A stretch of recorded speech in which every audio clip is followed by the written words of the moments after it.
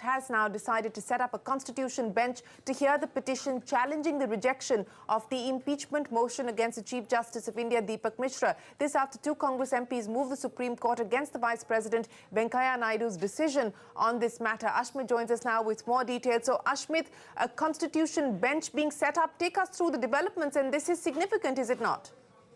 Curious developments these, Shireen. What's interesting is that just this morning, we had two MPs of the Rajya Sabha challenging the decision of the Vice President of the country, the Rajya Sabha, who also doubles up as the Rajya Sabha chairman, and it is his order that led to the rejection of those impeachment proceedings.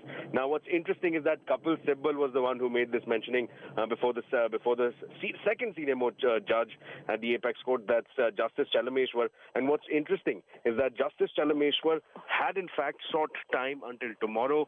Justice Chalameshwar had advised the parties to come and approach the court, the same court again. Now, the reason for that essentially is that Kapil Sibal clearly said that this is an impeachment motion against the Chief Justice, and it would be grossly improper if that same case was heard by the Chief Justice himself. Now, while that is the first proceeding of the day where Justice Chalameshwar had sought time of about 24 hours, within that time period, we find that the Chief Justice of India, while acting on his administrative side, has now constituted a 5-judge bench, which is to be led by none other than Justice Sikri himself. Now, what's important here is that this would be the first time that the Apex Court #1 would be hearing a case against an impeachment motion being rejected. That's part one. That's unprecedented in itself. What's also interesting is that the 4 senior-most judges of the Apex Court outside of the Chief Justice, who also are part of the collegium, are conspicuous by their absence. None of those judges are here. Justice Chalameshwar, Justice Gogoi, Justice Lokor, Justice Joseph, none of them find mention as far as this constitutional bench is concerned. This bench will be headed by Justice Sikri. So all eyes as of tomorrow and to the decisions that may fall from this 5-judge constitutional bench, as this is a matter of great constitutional significance, especially now for the Apex Court as well as the Chief Justice of India. Well, absolutely. This is, in fact, as Ashmit points out, a surprising development because this matter was taken to court today and we were expecting a decision from Justice Chalameshwar. But as Ashmit just pointed out, the master of the roster, which is the Chief Justice of India, Deepak Mishra, has decided to set up a 5-member constitution bench headed by Justice Sikri. We'll get you more details on this development on India Business Hour. But let's take a break. Before that, one of India's oldest financial firms, the DSP Group, is ending its decade-old partnership with the world's largest investment management firm, BlackRock. BlackRock has agreed to sell its 40% stake in the DSP BlackRock joint venture to DSP. I caught up with the chairman of DSP Group, Hemendra Kothari, and asked him about why the decision for DSP and BlackRock to part ways after a decade-long partnership. The reason very clearly and simply was DSP family comes 152 years of history, and I didn't want to, at my end, close the chapter. When I sold DSP investment management business to Merrill Lynch in 2006, I kept DSP fund management aside and to see that DSP continues as a family firm in financial services business. So this was one of the major reasons. And second was, we believe that we in India has a fantastic scope. I'm very excited with the prospect of India and mutual fund business in India to grow at much different levels. So that was the reason. When both sides want majority, I think one side has to take a call that I don't want to sell, and that's what I took the call on that. May I ask you if the offer was not compelling enough, or you were just not interested in selling majority, sir? I was just not interested in selling. I think this is so what is the future great value creation fund management business is going to be.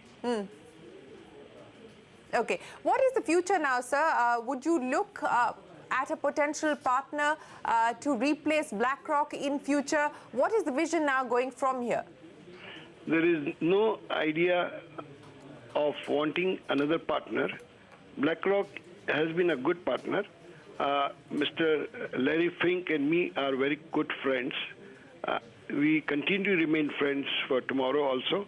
I think so there was no reason for me to join hand with somebody else, and there is no thoughts in my mind. Well, that's Hemendra Kothari there of DSP BlackRock on their decision to part ways. Up next, Congress and the BJP trade blows with the Karnataka polls knocking on the door. Archana Shukla will join us with the latest.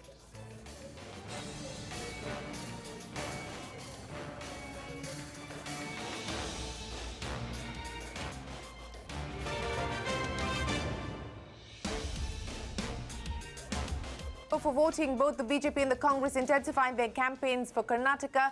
The BJP banking heavily on the Prime Minister, who held 3 rallies in the state today. He also interacted with various segments of the BJP's workers.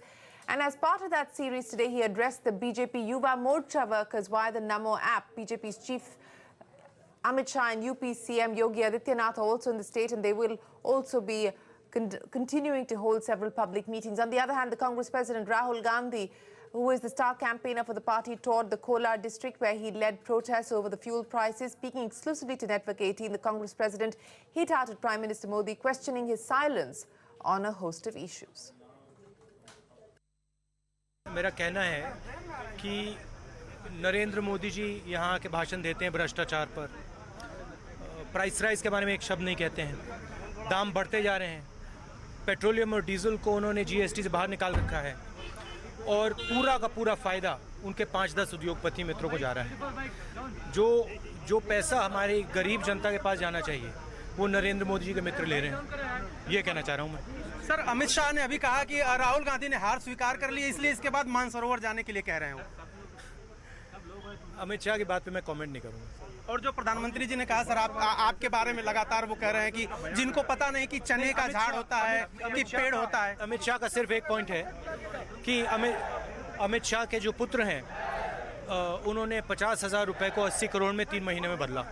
ये थोड़ा मोदी जी समझाएं कि उनके मित्र के बेटे इन्होंने कैसे जादू से, कौन सा जादू है, 50,000 को 80 करोड़ में बदला।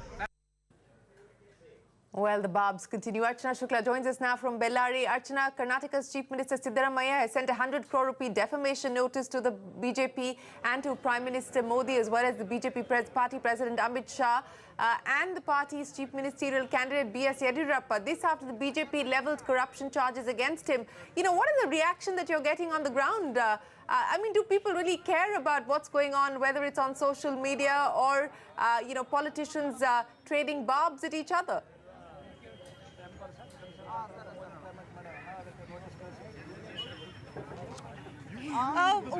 Shireen, you know, verbal attacks, name-calling, they have actually intensified this political campaign in the last couple of days.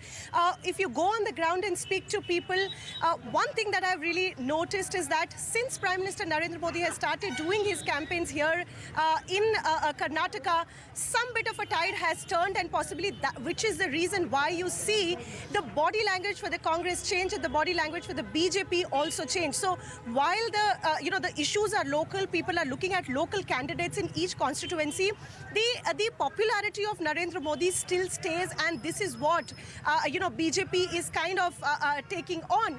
And as far as the defamation suit is concerned, you know, it could be this could be the reason why Congress now wants to take it head on and not leave it just for the people to you know, kind of decipher from what PM Modi is saying. They want to take it through a legal notice. Reason why Siddaramaiah has sent that 100 crore rupee legal notice to PM Modi, to Amit Shah, and also against Chief Ministerial candidate Yediyurappa. They've also named, you know, a few of the jibes that PM Modi has been using in the rallies, like 10% ki sarkar and Siddha Rupaya sarkar, as well as taking a jibe when Prime Minister Narendra Modi 3 days ago said that BJP government stands for ease of doing business, but the Siddaramaiah government stands for ease of doing murders.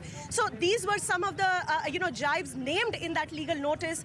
The Siddaramaiah, incumbent Chief Minister, has asked for a public apology from these leaders. He said that if the public apology is not made on social campaigns, in social media and publicly, they would actually go ahead with the defamation suit of 100 crore rupees. So obviously the war is, you know, intensifying. War of words is intensifying. PM Modi still has a charm that rides a wave here in Karnataka. Whether that will convert in votes for BJP or not is